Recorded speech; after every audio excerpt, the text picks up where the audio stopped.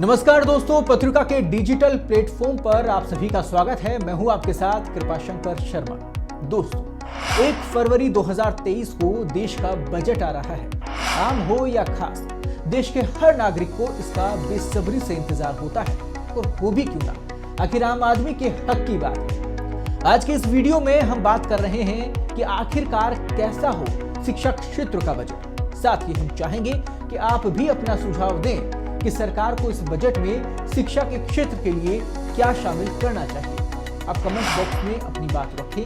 हमारा मकसद है जिम्मेदारों तक जनता के मन की बात पहुंचे। दोस्तों, कोविड महामारी के समय से ही सबसे अधिक स्कूल और शैक्षणिक संस्थान प्रभावित हुए हैं। पढ़ाई का तरीका बदला, स्कूली शिक्षा में ऑनलाइन शिक्षा की उपयोगिता साबित हुई और साथ ही इस क्षेत्र में भविष्य की अपार संभावनाएं भी नजर आई। हालांकि शैक्षणिक सेवाओं में जीएसटी पर भी सवाल उठे।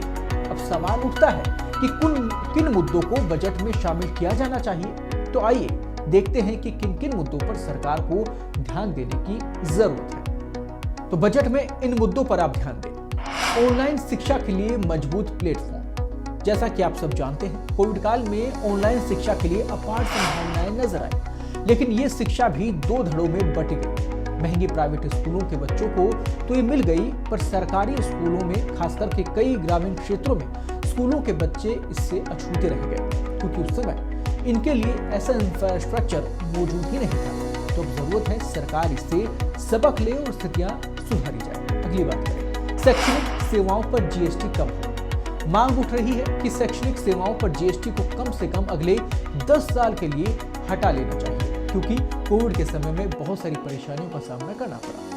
वहीं पूर्व माध्यमिक शिक्षा पर ध्यान देने की बेहद जरूरत है। माना जा रहा है कि अभी भी शिक्षा जगत के एक बेहतर हिस्से यानी कि पूर्व माध्यमिक शिक्षा में ध्यान देने की जरूरत है, क्योंकि यहाँ भौतिक बुनियादी ढांचे और प्रशिक्षित मानव संस्थानों की जरूरत है।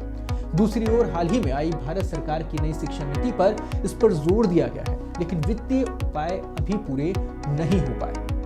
शिक्षकों के तकनीकी ज्ञान के लिए अलग कोष की व्यवस्था होनी चाहिए। ये भी बेहद महत्वपूर्ण बिंदु है। बता दें कि वर्तमान समय में नियमित शिक्षकों की बुनियादी तकनीक समझ कम है। ऐसे में इसमें सुधार की आवश्यकता होनी चाहिए। शैक्षणिक जगत द्वारा इसके लिए अलग कोष की मांग की जा रही है। अगले मुद्दे की बात करें, आर्टिफिशियल इंटेलिजेंस। इसमें अपार संभावना है। इसे भविष्य की तकनीक कहा जाता है। तेजी से तकनीक इसकी ओर बढ़ रही है। इसके जरिए आम जिंदगी में बड़े बदलाव हो सकते हैं। सरकार को इस पर भी ध्यान देने की बेहद जरूरत है। स्वरोजगार के लिए बैंकिंग जटिलता और ऋण प्रक्रिया भी सरल होनी चाहिए। देश को विकासशील अर्थव्यवस्था से विकसित अर्थव्यवस्था में बदलने के लिए स्वरोजगार भविष्य का सबसे मजबूत हथियार है। पर आज के युवा स्वरोजगार के क्षेत्र में आगे तो बढ़ना चाहते हैं, पर इसके लिए उन्हें बैंकिंग जटिलता और ऋण प्रक्रिया से होकर गुजरना पड़ता है।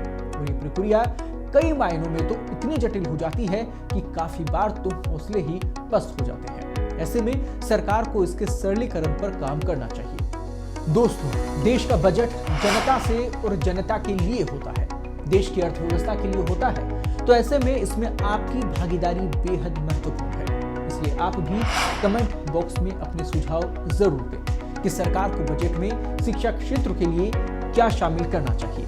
ऐसे ही महत्वपूर्ण जानकारियों के लिए बने रहिए पत्रिका के डिजिटल प्लेटफॉर्म के साथ। फिर होगी आपसे बात एक नए मुद्दे के साथ। तब तक के लिए मुझे दीजिए इजाजत। नमस्कार।